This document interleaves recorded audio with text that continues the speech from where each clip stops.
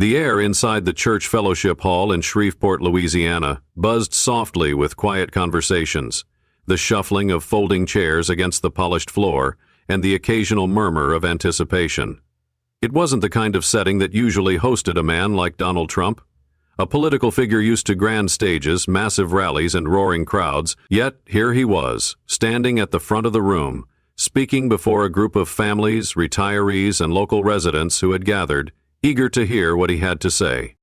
Unlike the high-energy atmosphere of his usual appearances, tonight felt different. There was no overwhelming applause or chants of slogans. Instead, there was a quiet attentiveness, as though everyone sensed that something meaningful might unfold in this modest space. Among the attendees sat 8-year-old Lily, her small hands clutching an old, leather-bound Bible tightly against her chest. She wasn't like the others in the room, not in age, not in presence, but perhaps most of all, not in purpose. Lily had been waiting for this night. Ever since her mother told her that Donald Trump would be coming to speak, she had been thinking, rehearsing, preparing. In her quiet moments, before bedtime, during recess, in the back seat of the car, she would whisper the question over and over to herself, making sure she could say it perfectly. It wasn't just any question. It was the kind of question that had weighed on her young heart for months, a question she had scribbled in her notebook in different ways, wondering if she would ever be brave enough to ask it out loud. Her mother had given her one simple piece of advice. You can ask him, but only if you're brave enough, and only if you truly mean it. Now, as she sat in the audience, she wasn't sure she was brave enough. At first, she listened quietly as Trump spoke. His voice carried the familiar cadence of his public speeches, talking about policies, achievements, and his vision for America. Occasionally, the crowd clapped, nodding in agreement with his words, but something about the evening still felt subdued. The energy in the room was different, more reflective. Lily waited, her heart pounding harder with every passing minute. Would she actually do it? Then came the moment. Trump finished his speech and gestured toward the audience. All right, let's take some questions. A line quickly formed, mostly adults eager to ask about local issues, national policies, or even to offer a compliment about his iconic red tie. Lily hesitated. Her tiny fingers tightened around the Bible, and for a second she thought about staying in her seat, letting the moment pass, convincing herself that her question didn't matter. But then her mother gave her a gentle nudge. That was all it took. She took a deep breath and stood up. As she moved toward the line, her legs felt wobbly, as though the weight of what she was about to do was pressing down on her small frame. She was the smallest one in the room, the only child stepping forward among a sea of adults. And people began to notice. The quiet murmur in the room shifted, rippling through the audience as they saw her standing there, a little girl in her best Sunday dress, gripping an old Bible like a lifeline. Whispers rippled through the crowd. Who is she? What's she doing? Trump himself noticed. His eyes flicked toward the small figure waiting patiently in line. When it was finally her turn, she took another deep breath and stepped forward. The room, already quieter than before, grew even stiller. For a moment, Trump simply looked at her, his usual animated expression shifting into something softer, more curious. Then he asked, his voice surprisingly gentle, "And what's your question, young lady?" Lily swallowed hard, her tiny hands gripping the Bible so tightly that her knuckles turned white. Then, in a voice that trembled but refused to break, she asked the question that had been echoing in her heart for months. "Mr. Trump, what does God mean to you?" Silence. Immediate and complete silence. The kind of silence that doesn't just quiet a room, but seems to press down on it, leaving nothing but the sound of held breath. Adults who had been whispering stopped mid-sentence. Some who had been checking their phones lowered them. The creaking of chairs, the shuffling of feet, all of it vanished. It was as if the very air had paused, waiting, anticipating. Trump, known for his rapid-fire responses, sharp comebacks, and unwavering confidence, did not answer immediately. Instead, he looked at her, then at the Bible in her hands.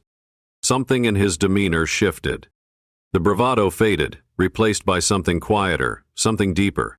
For a man who had built a career on quick answers and strong opinions, This pause felt almost unnatural. But in that silence, something profound was happening.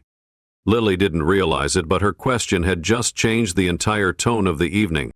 And what happened next would move everyone in the room to tears. The question hung in the air, unanswered.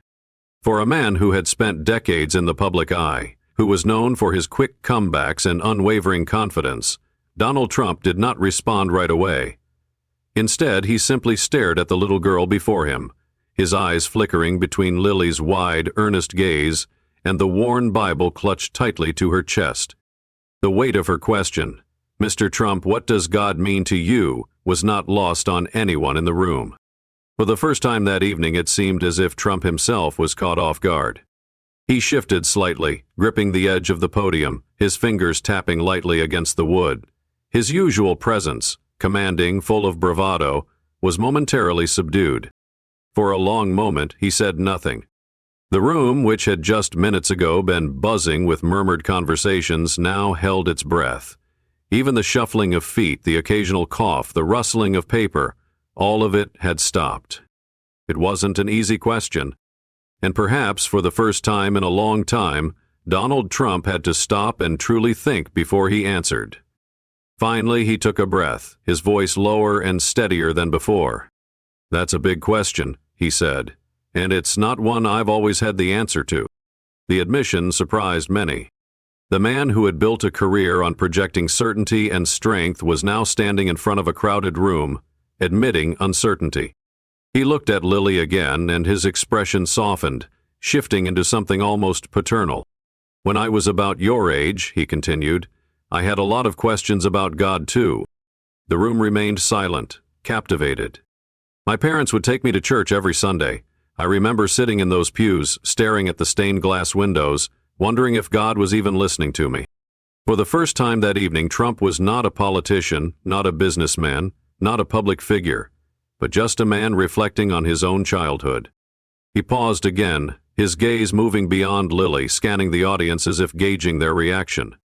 He wasn't just talking to her anymore, he was talking to everyone.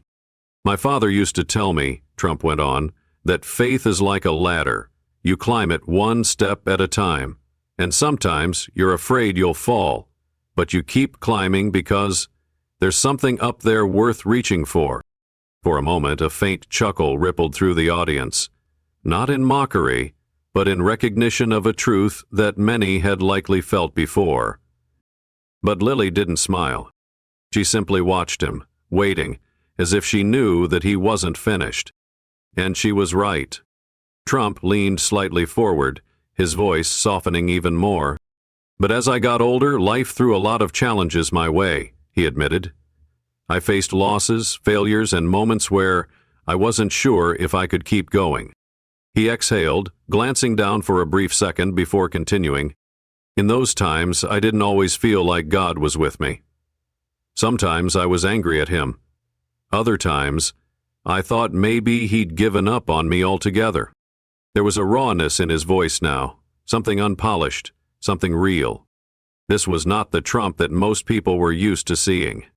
This was not a rehearsed speech, not a calculated response. This was a man speaking from a place of deep reflection. The audience remained utterly still, hanging on to his every word.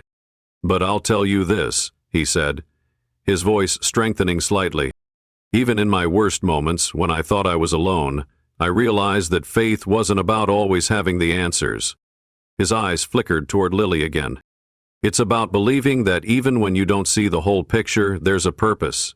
There's something greater at work." A single tear slid down Lily's cheek, though she didn't seem to notice. Her grip on her grandmother's Bible had loosened just slightly. Trump watched her, his expression soft yet serious. Then, as if speaking directly to her, and only to her, he added, "And God, to me, is that purpose." He let the words settle. He's the reminder that even when we fall, even when we fail, we're not done. He's the one who keeps telling us to climb the ladder, even when it feels like it's going to break. The room remained hushed, not because people were unsure of how to react, but because they were processing something deeply personal. They weren't just hearing the words. They were feeling them. And before the weight of his answer could fully sink in, Lily's shoulders began to tremble. Her tears came quietly at first, a single drop rolling down her cheek as she held the Bible close to her chest. Then, as Trump's words lingered in the air, her small frame shook slightly. The crowd noticed. Their whispers grew louder, not out of disruption, but because they could sense that something extraordinary was unfolding. Lily's mother instinctively placed a comforting hand on her back, whispering, "It's okay, sweetheart." But Lily shook her head. This wasn't sadness. This was something far deeper. Trump's words had touched a part of her heart she hadn't known needed to be spoken to. And in that moment, the conversation in that room was no longer about politics or policies or debates. It was about faith, about loss, about the unspoken struggles we all carry with us. Trump, who had spent his life projecting strength, had just admitted weakness, doubt, and searching for answers. And in doing so, he had given everyone in the room permission to do the same. For the first time in a long time, Donald Trump was not just speaking to an audience. He was connecting with them.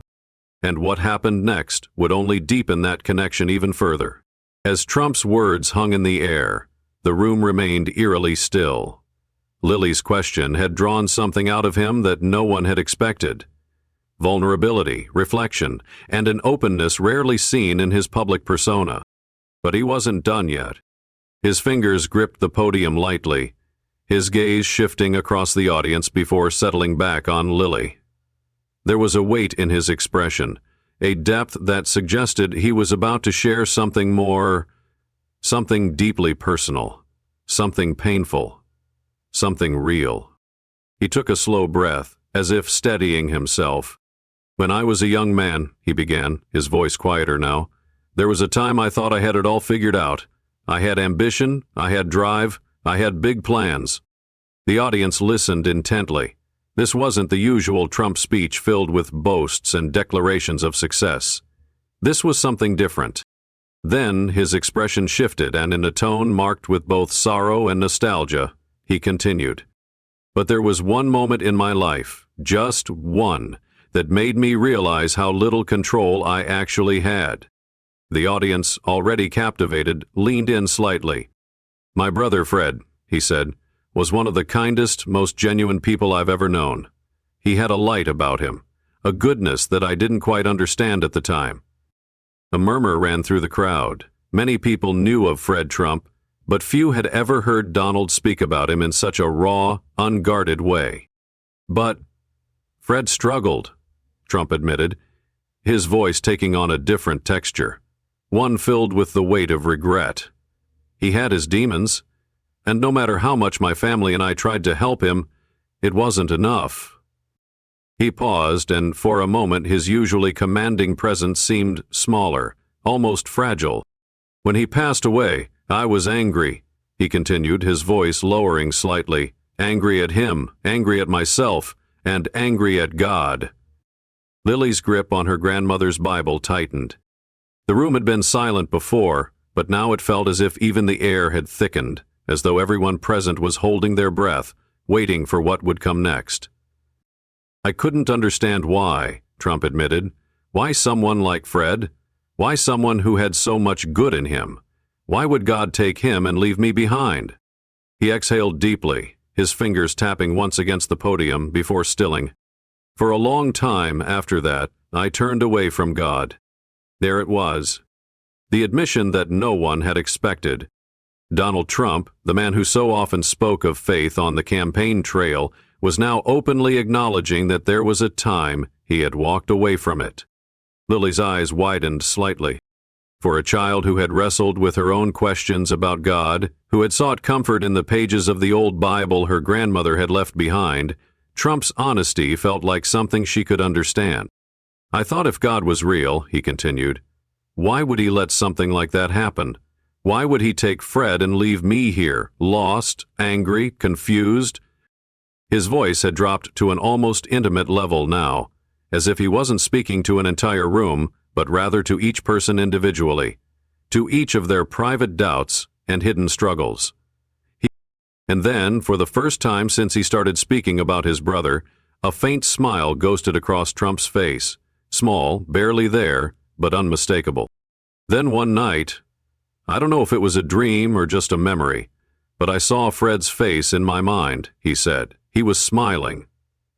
This big, goofy smile he used to have, and I heard him say, "Don't be angry, Don. You've got work to do." The crowd stirred. Some people shifted in their seats. Others exchanged glances, their expressions softening. Even Lily's mother dabbed at her eyes, blinking rapidly. But Lily didn't move. She sat perfectly still, staring at Trump, as if she was afraid to break the spell his words had cast over the room. I realized then, Trump continued, his voice steadying slightly, that faith isn't about understanding everything. It's about trusting that there's a reason, even when you can't see it. He looked back at Lily, his expression softer than it had been all night. And maybe, he said, just maybe, Fred's purpose was to teach me that. A single tear slipped down Lily's cheek, but she didn't wipe it away. Something in Trump's words had struck a chord deep within her. For months she had carried questions about God, about loss, about why some people were taken too soon and others left behind. She had searched for answers, flipping through the fragile pages of her grandmother's Bible, hoping to find something that made sense. And now, in a way she hadn't expected, she had found part of that answer, in the story of a man she had only ever seen on television. Trump watched her reaction for a moment before turning back to the crowd. "So when you ask me what God means to me, Lily," he said, "I'll tell you this. He's the reason I keep going, even when it's hard." He let the words settle before adding, "He's the reminder that we're here for more than just ourselves. And he's the one who gives us hope, even in the darkest times." The room was silent. Not the kind of silence that comes from discomfort, but the kind that comes when a moment has settled so deeply into people's hearts that they need time to absorb it. And Lily, still holding her Bible tightly, sat just a little bit taller. Her grandmother had always told her that God was listening, even when she couldn't hear him. And maybe, just maybe, this was his way of answering her. But before the emotions could fully settle, a man in the audience slowly raised his hand, breaking the silence. His rugged face was lined with years of hard work, his expression serious, contemplative. His voice, when he spoke, was steady but thick with emotion. "Mr. Trump," he said, "I've spent years trying to figure out my own faith. Hearing you talk about it like this, about anger, doubt, and hope, it makes me wonder if all of us have been too afraid to admit we're struggling. Do you think that's part of the problem?" The question caught Trump off guard, but only for a moment. He leaned slightly on the podium, his gaze meeting the man's directly. "You know," he began, "I think a lot of us are afraid to admit we're not as strong as we want people to think we are." The room shifted again, the tone changing once more. Trump wasn't done yet. And what came next would open the floodgates to an even deeper, more personal discussion on faith, struggle, and redemption.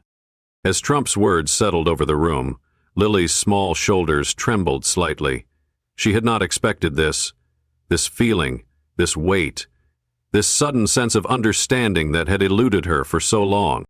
Her fingers loosened around the worn leather of her grandmother's Bible, her young heart trying to process what she had just heard. "God is the reason I keep going, even when it's hard." She had asked Trump a question, but she hadn't realized how much she had needed his answer. A single tear slipped down her cheek, followed by another. She quickly wiped them away with the sleeve of her dress, but her mother, sitting beside her, noticed. She reached over, placing a gentle hand on Lily's back. "It's okay, sweetheart," she whispered softly. But Lily shook her head. This wasn't sadness. It was something deeper. Trump had spoken words that she didn't even realize she needed to hear. Words that touched a part of her heart that had been searching for meaning ever since her grandmother passed away. The room was still, but the energy had shifted. People in the audience, many of whom had arrived expecting a routine political discussion, now found themselves caught in a moment of shared vulnerability. For months they had heard campaign speeches, debates, promises, but nothing like this. Nothing that made them pause, made them reflect on their own lives, their own faith, their own struggles. Lily wasn't the only one moved. Across the hall, a middle-aged man lowered his head, swallowing hard as he rubbed at his eyes. A woman in the third row clutched a tissue, dabbing at the tears that had formed before she even realized they were there. A man near the back, his arms crossed tightly over his chest, exhaled slowly, his usual skepticism momentarily replaced by something softer, something almost resembling hope. Even those who had arrived out of curiosity or political alignment now found themselves drawn into something far more profound than they had anticipated. This was no longer just about politics. This was about something deeper, something universal. Loss, faith, redemption. The idea that no matter how far we stray, no matter how broken we feel, there is still something greater calling us forward. Trump, who had spent his life projecting certainty, and in doing so, he had given permission for everyone in the room to do the same. Lily's mother leaned in and whispered, "Sweetheart, do you want to say something?" But Lily shook her head again, this time with more certainty. She didn't need to say anything. She had already received the answer she had been searching for. And as Trump stood at the podium, watching the reaction unfold before him, he knew that something had changed in the room. Something deeper than politics. Something real. The air inside the fellowship hall had changed. It was no longer a simple gathering for political discussion. It had become something deeper, more personal. What had started as a town hall meeting had now evolved into an open conversation about faith, struggle, and the human experience. As Lily wiped the last of her tears, the room remained still, the weight of Trump's words still lingering in the air. Then, from the back of the hall, a man slowly raised his hand. His face, lined with years of hard work, bore an expression of deep thought. His voice, when he spoke, was steady but filled with an emotion he didn't try to hide. "Mr. Trump," he began, choosing his words carefully, "I've spent years trying to figure out my own faith. Hearing you talk about it like this, about anger, doubt, and hope, it makes me wonder if all of us have been too afraid to admit we're struggling. Do you think that's part of the problem?" A quiet murmur rippled through the audience. It was a question that many seemed to connect with. People shifted in their seats, nodding slightly, as if he had put into words something they had all been feeling but hadn't been brave enough to say aloud. Trump studied the man for a moment before nodding thoughtfully. "You know," he said, leaning slightly on the podium, "I think a lot of us are afraid to admit we're not as strong as we want people to think we are." The room remained silent, waiting for more. "Faith isn't easy," Trump continued. "It's messy, it's complicated, and sometimes it feels like you're just shouting into the void, hoping someone, anyone, is listening." The man who had asked the question lowered his head slightly, as if those words had struck something deep within him. Across the hall, an older woman raised her hand next. Her silver hair was neatly pulled back, and her eyes glistened as she spoke. "I lost my husband last year," she said, her voice trembling slightly. "I've been angry at God ever since. I feel like I've lost my faith entirely. Do you think it's too late to find it again?" A heavy silence filled the room. Trump's gaze softened. He stepped closer to the edge of the stage, lowering his voice. "It's never too late," he said firmly. "Faith isn't something you lose forever. It's something that waits for you. And sometimes it's in the quietest moments, when you least expect it, that it comes back to you." The woman nodded, blinking back tears. Across the room, more people looked at one another, with expressions of shared understanding. For years, many of them had struggled in silence, afraid to voice their doubts or pain, believing they had to navigate their burdens alone. But now, in this unexpected moment, they had been given something they didn't expect: permission to speak their truths. Suddenly, this wasn't about Trump or politics or policies. It was about people who had been carrying their struggles for too long, finally realizing they weren't alone. And as more hands began to rise, as more voices gathered the courage to share their stories, it became clear this town hall had transformed into something much more than anyone had expected. The room was still heavy with emotion when Lily, her voice small but steady, spoke again. My grandma used to say faith is like planting seeds, she said, looking up at Trump. You don't always see them grow right away, but you have to believe they will. Her words, simple yet profound, rippled through the hall. Trump's expression softened instantly. He nodded, taking a brief pause before responding. Your grandma was a very wise woman, he said gently, and she was right. He let the words sink in before continuing. Faith isn't something that always gives you immediate answers. It's not about getting what you want when you want it. It's about trusting that even when you don't see results right away, something is happening. The audience sat in thoughtful silence, absorbing the message. Many had come into this room carrying silent burdens, hidden fears, and doubts they had never spoken aloud. Now, the idea that faith wasn't just about certainty, but about patience and perseverance, struck a deep chord. An elderly man in the front row nodded slowly, as if Lily's words had unlocked something in his heart. A younger woman in the back murmured the phrase under her breath, as though committing it to memory. It was a truth they all needed to hear. Lily, still holding her grandmother's Bible close to her chest, sat up a little taller. For the first time since asking her question, she felt like she had been part of something bigger than herself. Trump turned to the audience. We live in a world where we expect immediate answers, quick fixes, but faith? It doesn't work like that. It's something we live every day, something we plant and trust will grow, even when we can't see it yet. A quiet murmur of agreement spread through the room. Lily's grandmother's words, spoken through the voice of an 8-year-old girl, had just become the heart of the evening's message. And as Trump looked at her once more, he knew this conversation had just gone beyond politics. It had touched something eternal. As the words of Lily's grandmother settled over the room, something shifted. This wasn't just a political gathering anymore. It wasn't about Republican or Democrat, conservative or liberal, policies or talking points. For the first time that evening, the people in that church hall weren't strangers with opposing views, weren't spectators watching a political figure speak. They were human beings, sharing a moment of understanding, vulnerability, and truth. A murmur rippled through the crowd, not of skepticism, but of recognition.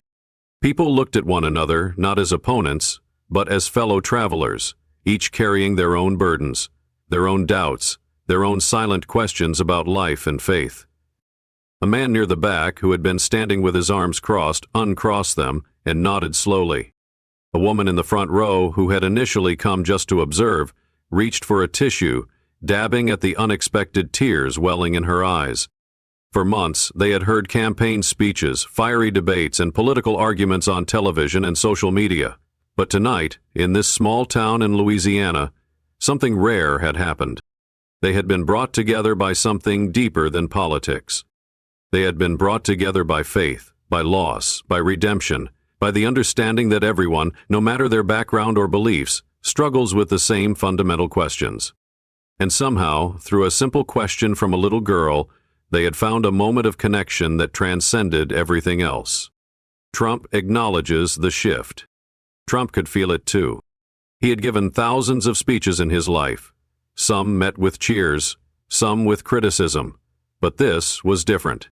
He looked out over the audience, at the faces that had started the evening filled with either curiosity or skepticism. Now, those same faces held something different: reflection, sincerity, even hope. He took a step forward, his voice softer now. We're living in a time when it feels like the world is pulling us apart, he said. Politics, opinions, differences, these things divide us. He glanced at Lily, still holding her grandmother's Bible close to her chest. But faith, he continued, faith has the power to bring us together. The room remained silent, absorbing his words. Faith isn't about being the same. It's about understanding that we're all climbing the same ladder, one step at a time, no matter how different our paths may look. Someone in the audience murmured a quiet amen, and a few others nodded. The atmosphere felt lighter now, yet weightier at the same time. Lily's mother pulled her daughter close, whispering something in her ear that made Lily smile just a little bit wider. Trump's tone grew firmer, not in defiance but in conviction. We need more moments like this, he said, moments where we stop talking over each other and start listening, Moments where we remember that we're all in this together. A standing ovation, not for politics, but for the moment.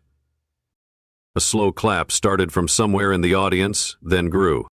Soon the entire room was on their feet, clapping, not just for Trump, but for the moment itself. For Lily's courage in asking a question that most adults wouldn't have dared to. For the honesty that had filled the room when people had spoken about their struggles. For the realization that faith, doubt, and hope were things they all shared. Things that could bring them together instead of pushing them apart. Trump stepped back from the podium, his eyes scanning the room, taking in the transformation that had taken place. Lily, standing between her mother and the towering presence of Trump, looked up at him with a quiet kind of pride. She had asked a question, and somehow that question had changed everything. As the applause faded, the energy in the room did not wane. There was something different about this moment, something deeper than politics, beyond policy or debate. It was a moment of shared humanity, where people who may have walked into this town hall as strangers now felt connected by something greater than themselves. Trump looked out at the audience, then back at Lily, who still clutched her grandmother's Bible tightly against her chest. There was a quiet wisdom in her young eyes, as if she understood the impact of what had just happened. He took a step forward, resting his hands on the podium. His voice, firm yet uncharacteristically gentle, filled the room once more. "Tonight, I want to leave you all with something to think about," he said. "Ask yourselves, what does faith mean to you?" The room remained silent, reflecting on his words. "Faith isn't about always having the right answers," he continued. "It's not about always knowing exactly where you're going. It's about believing. Believing that even when the path is unclear, even when life knocks you down, there's still something guiding you forward." Lily nodded slightly, her small fingers running over the worn leather of her Bible. Trump glanced back at the crowd. "I know life isn't easy. I know that some of you are carrying burdens that no one else can see. Loss, fear, doubt. I know what that feels like." A few people shifted in their seats, some wiping their eyes, others simply listening more intently than they had all evening. "But if there's one thing I've learned," he continued, "it's that we're never as alone as we think we are." The words settled over the room like a gentle wave, resonating with people in ways they hadn't expected when they first walked through the doors that evening. "So whatever you're facing," Trump said, "hold on to faith, even if it's small, even if it feels like it's barely there. Hold on to it." He looked at Lily once more, a small smile touching his lips. Because sometimes all it takes is one question, one seed of faith, to remind us of what truly matters. Lily, her voice steady now, whispered, "My grandma used to say that too." Her mother pulled her close, her own eyes shimmering with quiet emotion. Trump gave her a small nod. "Your grandma was a wise woman, Lily, and tonight, I think she'd be very proud of you." Lily beamed, standing just a little taller. He turned back to the audience. "If you found something here tonight that touched you, hold on to it. Let it grow, and most importantly, share it with the people who need it most." The audience, no longer just passive observers, had become part of the moment, carrying away something far more lasting than words. As Trump took a step back from the podium, the room erupted once more, not with the usual political fanfare, but with heartfelt applause, with quiet tears, with the kind of unity that can only be found when people truly listen to one another. Lily looked up at her mother, her voice filled with a quiet certainty. Grandma would have been amazed, wouldn't she? Her mother smiled, wiping away a tear. "More than amazed, sweetheart. She would have been proud." And as the town hall slowly emptied, the message remained clear. Faith is not about knowing all the answers. It's about believing, even when you don't. Be it your family, a friend, a charity event, a transformation. And sometimes all it takes is one small voice to remind the world of that truth. As we navigate the later years of life, we often find ourselves reflecting on the lessons we've learned, the values we hold dear, and the legacy we hope to leave behind. The story of Lily's simple yet profound question, and Donald Trump's unexpectedly vulnerable response is a powerful reminder of the deeper truths that shape our lives, truths about faith, resilience, and the human connection that binds us together. For seniors and older adults, this moment offers valuable insights, not just as a passing event, but as a meaningful reflection on life's most important lessons. Throughout our lives, many of us have been taught that wisdom comes from having all the answers. But true wisdom is often found in the courage to ask the right questions. Lily, a child no older than 8, had the bravery to ask a question that most adults hesitate to confront. What does God mean to you? At first glance, it seems like a simple question, but beneath it lies something deeper. A longing to understand purpose, to make sense of faith, and to seek truth even in uncertainty. For older adults, this is a profound reminder that we are never too old to keep seeking answers. Have we truly reflected on what faith means to us at this stage of life? How has our understanding of God, purpose, and meaning evolved over the years? Are there questions we have been afraid to ask about the past, about regrets, about what comes next? Too often we silence these thoughts out of fear, but growth does not stop with age. In fact, our later years may be the most important time to embrace deep reflection. Lily's question teaches us that seeking is just as important as knowing, and that it is never too late to explore the deeper truths of our own lives. When Donald Trump answered Lily's question, he did not claim to have all the answers. Instead, he spoke honestly about the times he had struggled, questioned, and even felt distant from God. For many older adults, this is a familiar experience. Faith is not always constant, not always easy. There are moments in life when it feels strong and unwavering, and there are moments when it feels fragile, distant, even lost. Trump's reflection on his own faith journey, the anger, the doubt, the redemption, is a reminder that faith is not about never struggling. It is about choosing to believe even when belief feels difficult. For those who have endured loss, hardship, or personal challenges, this truth is especially important. If you have lost a loved one and questioned why, you are not alone. If you have faced moments of despair and wondered if God was listening, you are not alone. If you have struggled to hold on to faith, know that faith does not require perfection. It only asks that you keep going.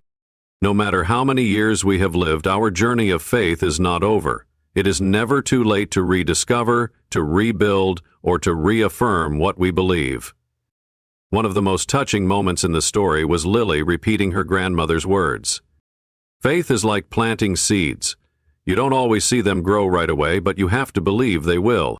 These words resonated deeply, not just because they were true, but because they represented the wisdom of past generations. For many seniors, passing down values, traditions, and beliefs to younger generations is one of life's greatest callings. But how often do we take the time to reflect on the wisdom we have received? What lessons did our parents and grandparents leave us? What words of encouragement shaped us into who we are today? And most importantly, what wisdom are we leaving behind for our own children and grandchildren? Lily's grandmother left her with something more valuable than money or material possessions. She left her with faith, with guidance, with something that would shape the way Lily saw the world. We too have the power to do the same.